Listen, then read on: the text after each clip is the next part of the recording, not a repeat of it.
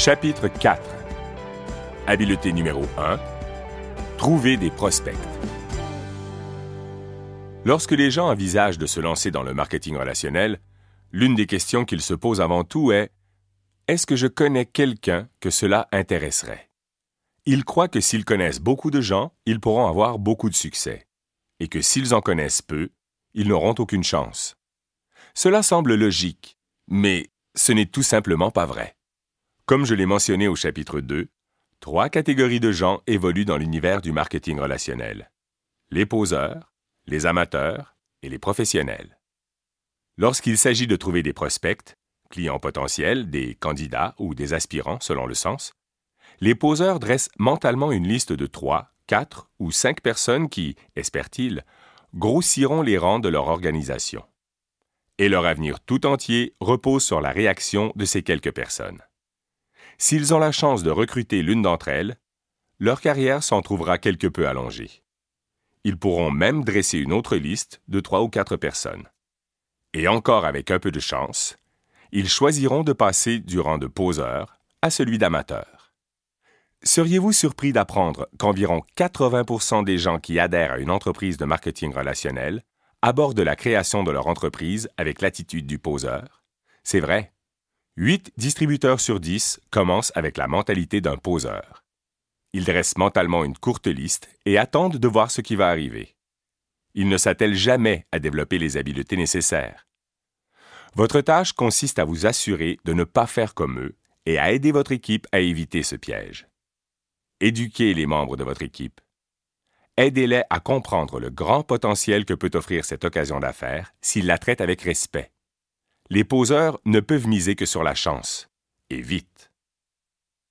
Le deuxième groupe est formé des amateurs. Au lieu de dresser mentalement une courte liste de prospects, ils la couchent sur papier, ce qui est un pas dans la bonne direction. Supposons qu'ils dressent une liste de 100 prospects. Ils se lancent dans l'aventure avec beaucoup d'enthousiasme, mais peu d'habileté. Ils entreprennent leurs activités de prospection et leur liste se met à raccourcir. Et plus elle raccourcit, plus leur anxiété augmente. Leur plus grande crainte est de ne plus avoir personne à qui parler de leur occasion d'affaires. C'était d'ailleurs ma plus grande crainte. Au début de la vingtaine, je ne pouvais pas me vanter de ma liste. Comme je l'ai déjà mentionné, j'ai tenté d'utiliser les contacts de mes parents au début, et il ne m'a pas fallu longtemps pour être à court de noms sur ma liste.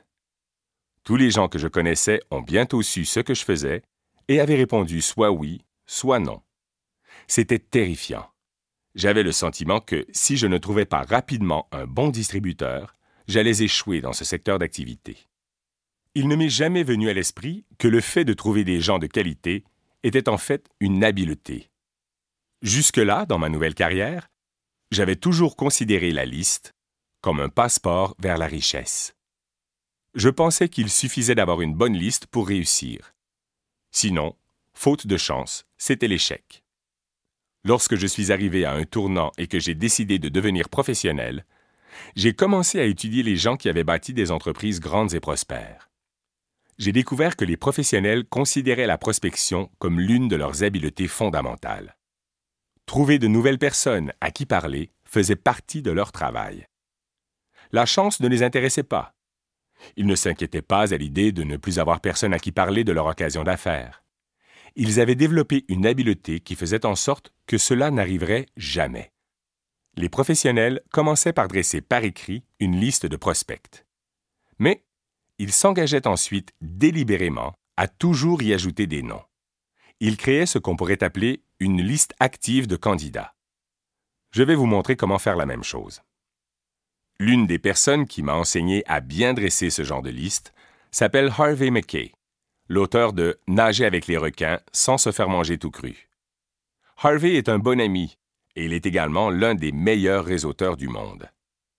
Un jour, je lui ai demandé comment il avait fait pour constituer une aussi longue liste d'amis influents.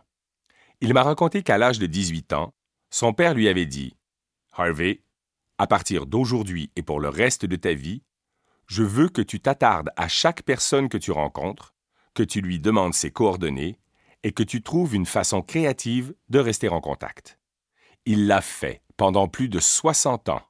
Et aujourd'hui, sa liste d'amis compte plus de 12 000 noms. Et ce ne sont pas uniquement des liens d'amitié tissés par le biais des médias sociaux. Ce sont de vrais amis, et je me considère chanceux d'en faire partie. Si vous voulez maîtriser cette habileté, suivez ces 4 étapes simples. Étape 1. Dressez une liste aussi exhaustive que possible. Inscrivez-y le nom de toutes les personnes à qui vous pouvez penser. Toutes les personnes. Il importe peu que vous y voyez un prospect ou non. Votre base de données sera l'un de vos atouts les plus précieux. Inscrivez sur cette liste le nom de tous les gens que vous connaissez. Si une personne est négative, mettez-la sur votre liste. Si vous détestez une personne, mettez-la sur votre liste. Si une personne est votre meilleure amie, mettez-la sur votre liste. Si une personne dit « Jamais je ne toucherai au marketing relationnel », mettez-la sur votre liste. Si une personne a 98 ans, mettez-la sur votre liste. Et si elle a 18 ans, mettez-la sur votre liste. Il est important de dresser cette liste, car alors que vous vous videz l'esprit sur le papier, cela crée de l'espace pour de nouveaux contacts. Lorsque vous notez le nom de votre neveu, vous penserez aux gens qui gravitent autour de lui. Tous ces liens deviendront apparents à mesure que votre liste s'allongera. Pensez à tout. À toutes les organisations dans lesquelles vous avez été impliqué, à tous les groupes dont vous avez fait partie, à tout ce que vous avez fait au cours de votre vie. Si vous faites bien cet exercice, votre liste comptera des centaines et des centaines de noms, peut-être même des milliers. Il n'est pas nécessaire de tenter de recruter toutes les personnes qui se trouvent sur votre liste. C'est à vous de décider. Mais il est extrêmement important d'effectuer le travail nécessaire pour illustrer votre réseau sur papier. Étape 2. Avez-vous déjà entendu parler du concept voulant que nous ne soyons qu'à 6 contacts de toute personne dans le monde? 6 degrés de séparation? J'ignore si c'est un mythe ou une réalité, mais je crois au concept. La deuxième étape consiste à examiner votre liste et à penser aux gens que les personnes qui s'y trouvent connaissent. Le deuxième degré de séparation. Il y a de fortes chances que vous en connaissiez la majorité vous aussi. Pensez aux membres de votre famille. Qui connaissent-ils? Ajoutez ces personnes à votre liste. Pensez à vos amis. Qui connaissent-ils? Ajoutez ces personnes à votre liste. Pensez à toutes les relations que vous avez eues pendant votre vie. Qui connaissent-elles? Ajoutez ces personnes à votre liste. Ne vous souciez pas encore de ce que vous ferez de cette liste. Nous en parlerons un peu plus tard. Continuez seulement à y inscrire des noms. Étape 3. Étoffez constamment votre liste. C'est pourquoi les professionnels parlent d'une liste active de candidats.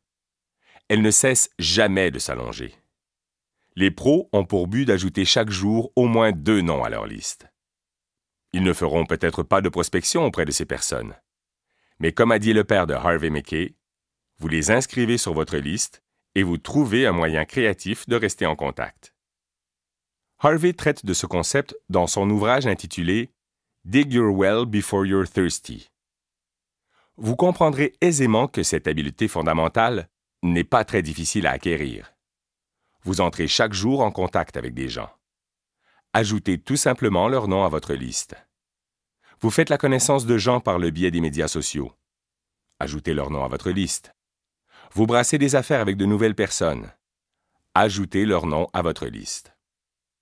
Mon ami Jordan Adler est l'auteur de Beach Money. Et le revenu annuel qu'il génère grâce au marketing relationnel se situe dans les 7 chiffres.